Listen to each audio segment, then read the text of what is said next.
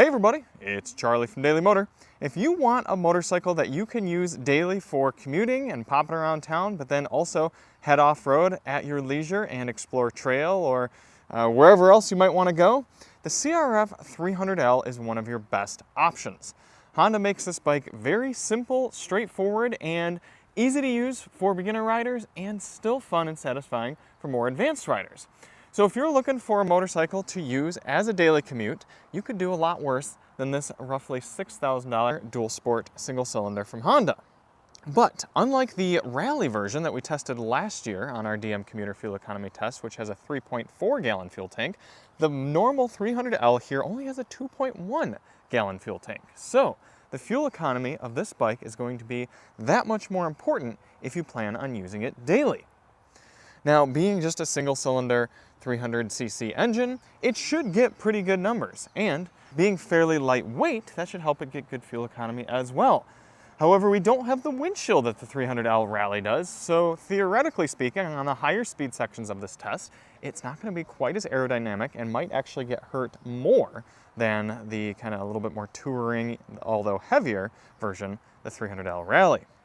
Now, we did just test the Kawasaki KLX300 a few days ago on this test, and it achieved a little bit of an underwhelming number. It got 63 MPG after calculation, but the Kawasaki doesn't have any sort of live readout and built-in readout for fuel economy like the Honda does. So the Honda, we're actually going to be able to get a number on the dash, or gauge cluster, if you will, and then also a calculated number from our pump. So why do we do this test? Well, there is no sort of fuel economy testing body here in the United States for motorcycles, and there are plenty of people who want to use these sort of bikes daily and would like to know what sort of numbers you can expect here in the real world. So in order to test that out, we have a 42-mile loop that encompasses highway riding, city riding, and 55-mile-an-hour roads, and I'm going to ride as though you might on the way into the office in the morning. So I'm going to be kind of staying within normal speed limits and maybe riding a little bit aggressively away from some stoplights, but mostly just riding casual and comfortably here on the bike. Now, a few other things to note for the test. Outside temperature is about 63 degrees Fahrenheit today, and we've got our tires set to their placard 22 PSI front and rear. That's cold. So I think we've got the bike all set and ready to go. It's time to head to the gas station. We are topped off, put in about a gallon into the bike. I wouldn't recommend topping off regularly, but it's what we do for the sake of science on these tests. Get the CRF started up here and roll out. Just 87 octane in this bike, don't need to put anything more in there. Pretty low stress motor.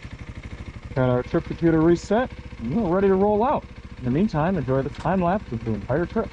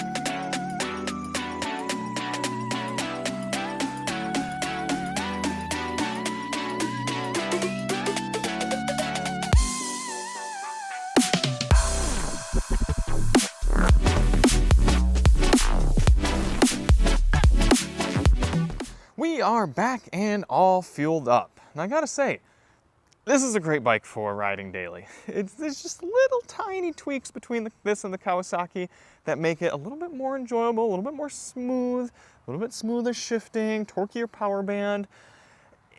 It's just comfortable, it's nice, it's fun. I'm a big fan. I really, really am.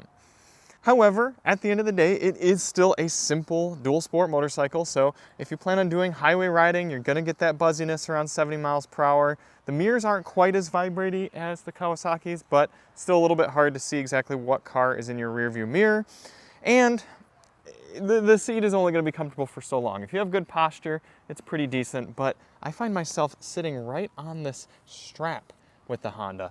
So if I owned this bike, I'd probably just snip this off because I want to sit right there, but my butt's on the strap. It's a little unfortunate. We ended up putting in a total of 0.642 gallons into the CRF300L at the pump. And after traveling 42.9 miles, that gives us a rounded up total of 67 MPG for the 2024 CRF300L. Now, that is a little bit surprising to me because, as I said, the 300L Rally got 75 MPG on our tests last year. However, it's not exactly apples to apples. That was a slightly different route.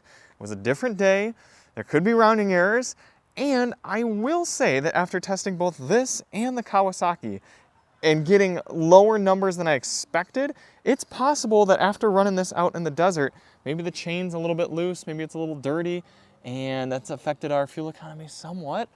But maybe it really just is the aerodynamics of this bike without the windshield. Now, when we did this test with the XR150L from Honda, we got 76 MPG. So I was expecting a little bit closer to that, but this bike is a good bit heavier and larger and more displacement. So, hey, it looks like 67 MPG is our number for this one. Now, if you take that 67 MPG figure and multiply it by the 2.1 gallon fuel tank in here, you're getting just about 140 miles of range, but I'm going to drop that down to 130 miles of commuter range because realistically we're rounding up on the fuel economy and you wouldn't want to push it to 140 if it's really going to be that close. However, at least with the Honda, you get a fuel gauge on here, so you can hop on and know how much gas you have left. Especially if it's maybe been a few weeks since you've ridden, you're not quite sure how much fuel was in it. You can actually see that now we have a full tank. You can also see things like our fuel economy and how many gallons of fuel you've used since last reset. Nice to have that, whereas some other dual sports that are green do not. So thank you all so much for watching. Interesting to me that the Rally did so much better. Maybe I'll just have to get onto another CRF300L Rally and give it a test on this exact same loop to see if it really can crack 70 again, because that's a pretty impressive figure. That's one of the best we've gotten. So thanks for watching, and we'll see you on the next one. I'm Charlie from Daily Motor, and as always, ride on.